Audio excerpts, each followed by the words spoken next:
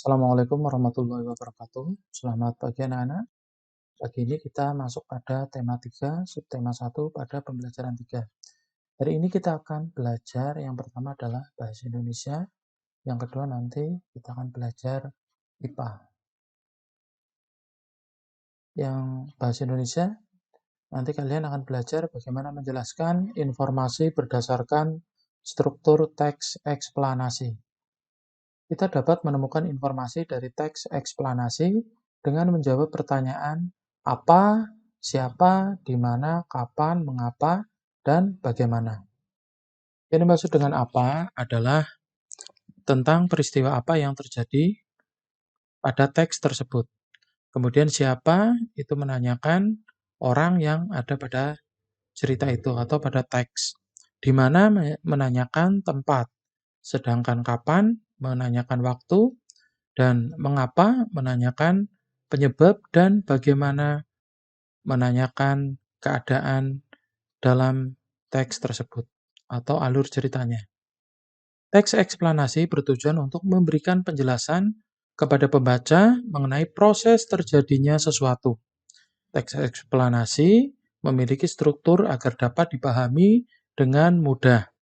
Struktur teks eksplanasi terdiri atas yang pertama adalah pernyataan umum atau pembuka, kemudian deretan penjelas atau isi, dan penutup atau simpulan. Bagian pernyataan umum berisi informasi singkat tentang hal yang akan dibicarakan. Sedangkan bagian penjelas berisi urutan uraian atau penjelasan tentang proses dari suatu peristiwa yang terjadi. Bagian penutup berisi simpulan dari teks atau dapat juga berisi pendapat dari penulis mengenai fenomena yang dijelaskan dalam suatu teks. Nah, berikut ini adalah contoh teks eksplanasi dengan judul James Watt, Sang Penemu Mesin Uap. Pada paragraf pertama, Pak Guru akan bacakan terlebih dahulu. James Watt adalah penemu yang mengembangkan mesin uap, sehingga menjadi dasar dari revolusi industri. Ia lahir pada tanggal 19 Januari 1736 di Greenock, Skotlandia. Nah, di sini pada paragraf pertama adalah merupakan pernyataan umum atau pembuka. Pembuka dalam teks eksplanasi terdapat pada paragraf yang pertama. Kemudian pada paragraf yang kedua, ketika berusia 18 tahun, Watt melakukan perjalanan ke London untuk melanjutkan studi tentang pembuatan instrumen dan peralatan selama 1 tahun. Setelah itu, ia kembali ke Skotlandia dengan tujuan membuat sendiri bisnis pembuatan instrumennya. James Watt mulai melakukan percobaan setelah temannya, Profesor John Robinson, mengenalkan tentang mesin uap. Pada tahun 1765, dia berhasil membuat sebuah model mesin uap yang dapat bekerja dengan baik. Nah, di sini paragraf kedua adalah merupakan deretan penjelas atau isi dalam suatu teks eksplanasi. Di sini dijelaskan ya bagaimana James Watt itu memulai perjalanan ya ke London pada usia berapa sampai akhirnya dia bisa membuat mesin uap.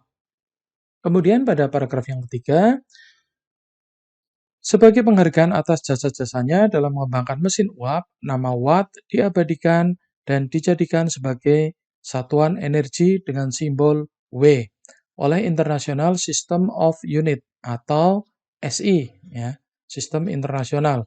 Seperti yang kita kenal sekarang, ia dikenal sebagai penemu yang memberi dampak positif bagi manusia. Nah, di sini paragraf yang ketiga adalah merupakan simpulan atau penutup. Ya, simpulan atau penutup. Nah, demikian tadi adalah penjelasan tentang bagaimana teks eksplanasi dan bagian-bagiannya. Nah, nanti pada tugas hari ini, kalian akan Pak Guru berikan sebuah teks, kemudian kalian menganalisis mana bagian merupakan pernyataan umum, mana deret penjelas, mana simpulan. Oleh karena itu, teks eksplanasi tadi harus dibaca dengan cermat. Ya, nanti tugasnya terpisah ya. Terus kita lanjutkan pada pembelajaran berikutnya adalah membuat rangkaian listrik seri. ya, membuat rangkaian listrik seri. Nah, di sini ada gambar rangkaian listrik. Ini adalah rangkaian listrik dipasang secara berderet atau seri. Ya, ada 2 lampu, 2 baterai, 1 saklar, dan kabel. Nah, pemasangan seperti itu namanya adalah rangkaian seri. Rangkaian seri ini merupakan salah satu contoh rangkaian listrik tertutup. Ya, salah satu contoh, berarti ada contoh yang lain, yaitu rangkaian paralel. Pada rangkaian seri, alat listrik disusun secara seri atau berderet. Jadi kalau seri itu kata kuncinya berderet atau tidak bercabang. Seperti kereta api ya, itu disusun secara seri ya, berderet. Pada rangkaian seri, jika salah satu lampu padam, lampu lainnya akan ikut padam karena arus listrik terputus. Perhatikan gambar rangkaian seri di samping. Pada rangkaian tersebut, kedua lampu disusun secara seri atau berderet. Jika lampu L padam, ya, L1 padam, maka lampu L2 juga akan padam. Ya. Jika diputus, ya, L1 padam, maka L2 juga akan padam. Rangkaian seri dapat digunakan pada senter dan lampu hias. Nah, bagaimana cara membuat rangkaian seri? Nah, saksikan video berikut ini. Nah, setelah kalian nanti menyaksikan video, kemudian kalian nanti bersama dengan kelompok mencoba untuk mempraktekkan bagaimana membuat rangkaian seri. Nanti Pak Guru berikan LKS, ya, apa saja yang harus kalian siapkan dan bagaimana proses membuatnya.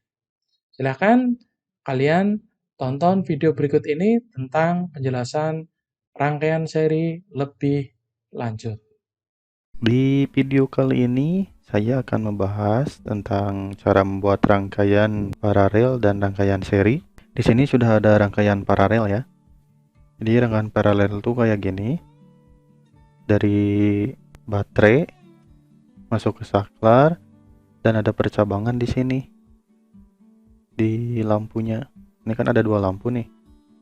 Jadi yang satu ke lampu dan dicabangin lagi ke lampu kedua. Dan setelah itu kembali ke negatif. Ini yang masuk ke saklar itu yang positifnya ya. Yang positif masuk ke saklar, masuk ke lampu, dan dicabangin lagi ke lampu. Oke, saya akan simulasikan caranya gimana. Nah, ini untuk jalur arusnya. Jadi ketika si saklar ini di tombol ditekan, maka arus ngalir dari positif masuk ke saklar, masuk ke lampu, dan ke lampu 2, dan kembali ke negatif ke sini. Ya harusnya kayak gini ya. Nah, untuk rangkaiannya ada percabangan kayak gini untuk yang paralel. Terus selanjutnya, nah ini adalah rangkaian seri. Rangkaian seri itu kayak gimana? Jadi dari si baterai dari positif masuk ke saklar, masuk ke lampu. Nah dari lampu ini gak kembali ke nol, tetapi dari lampu masuk lagi ke lampu lagi nih. Dari lampu 1 masuk lagi ke lampu 2. Nah ini posisinya seri ya. Nah dari lampu 2 baru ke negatif. Oke, jadi dari positif dari si baterai masuk ke saklar, masuk ke lampu 1, dari lampu 1 masuk lagi ke lampu 2, dari lampu 2 ke negatif. Oke, untuk jalur arusnya kayak gimana? Untuk jalur arusnya dari positif masuk ke saklar, saklar masuk lagi ke lampu 1, dan dari lampu 1 keluar masuk ke lampu 2, di lampu 2 keluar dan ke negatif. Oke, ini ketika si saklar di on ya atau ditekan. Biasanya untuk rangkaian seri ini si lampunya lebih redup daripada biasanya gitu. Soalnya ini rangkaiannya diserikan bukan di paralel ya. Jadi si arusnya ada tahanan yang lebih besar, maka si lampunya agak redup kalau yang sesuai aktualnya ya.